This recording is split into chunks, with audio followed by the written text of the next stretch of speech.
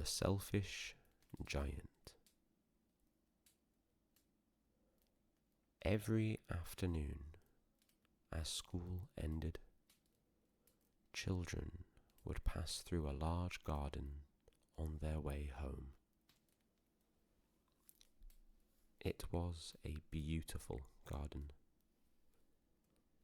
Soft green grass spread across the ground.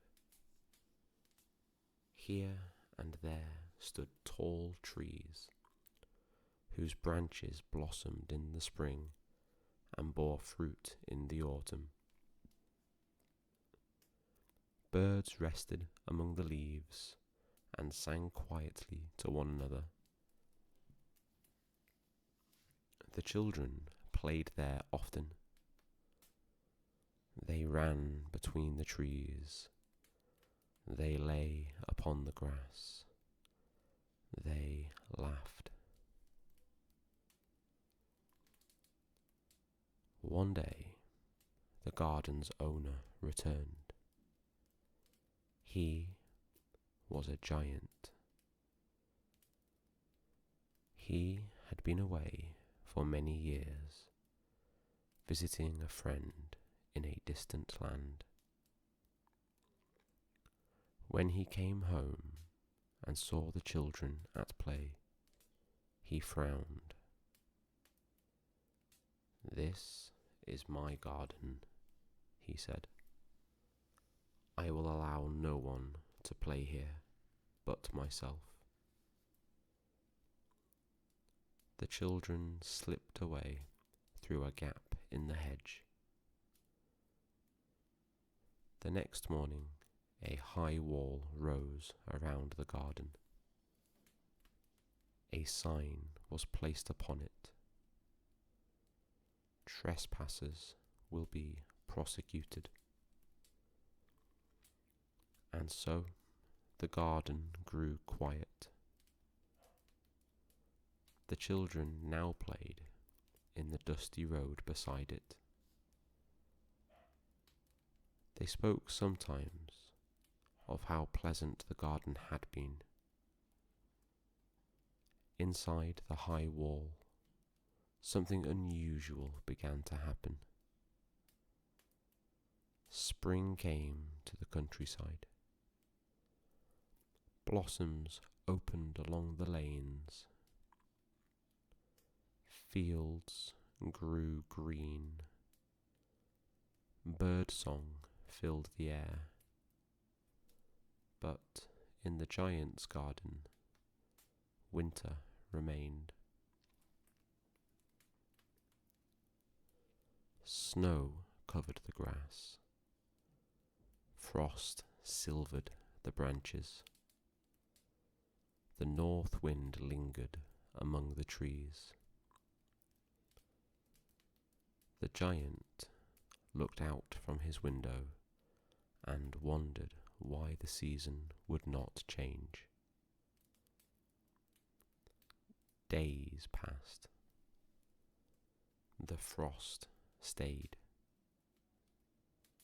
The trees did not bloom.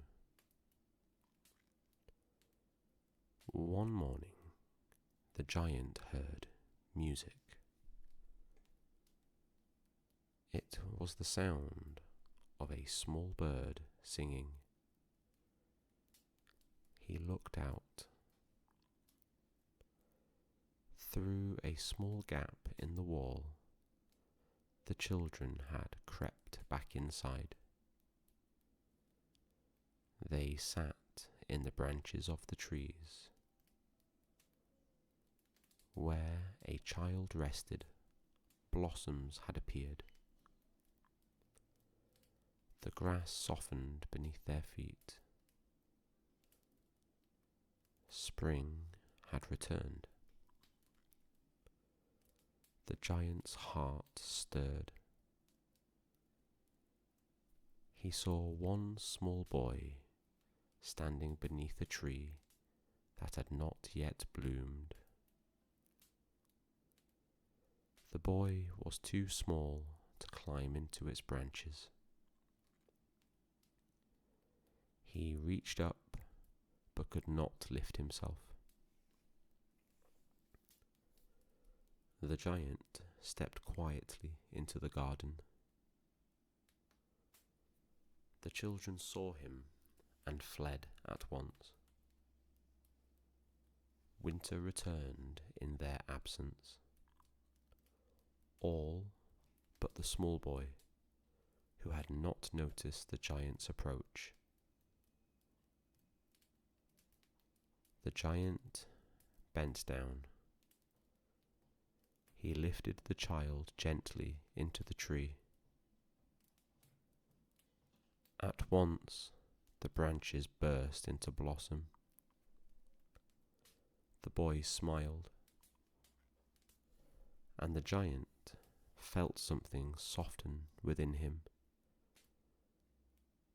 "How selfish I have been," he said quietly. He took a great hammer and knocked down the wall. From that day forward, the garden belonged to the children. Each afternoon they returned. The trees bloomed. The birds sang. The seasons passed as they should.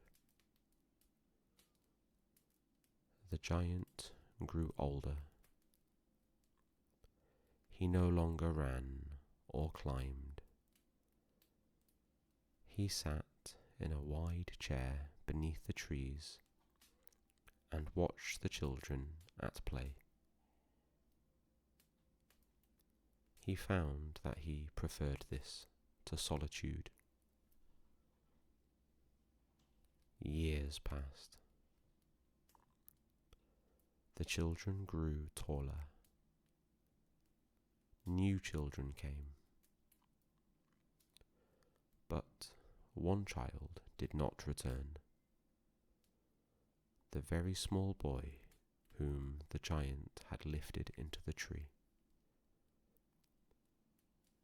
The giant sometimes wondered where he had gone. He remembered the child's quiet smile. One winter morning, long after the wall had fallen, the giant looked out into the garden.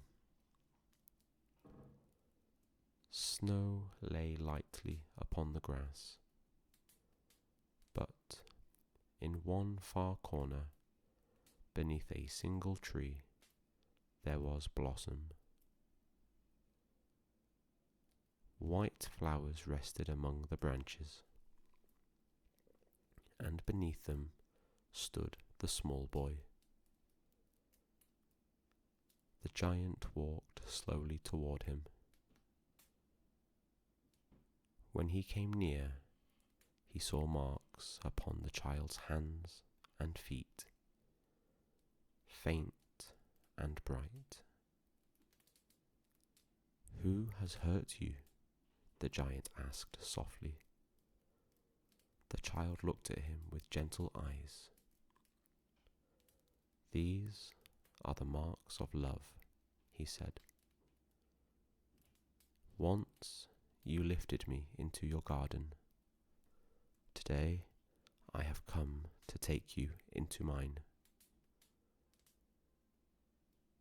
The giant felt no fear. He lay down beneath the tree. When the children arrived that afternoon, they found him resting there, covered in blossoms, and the garden was very still.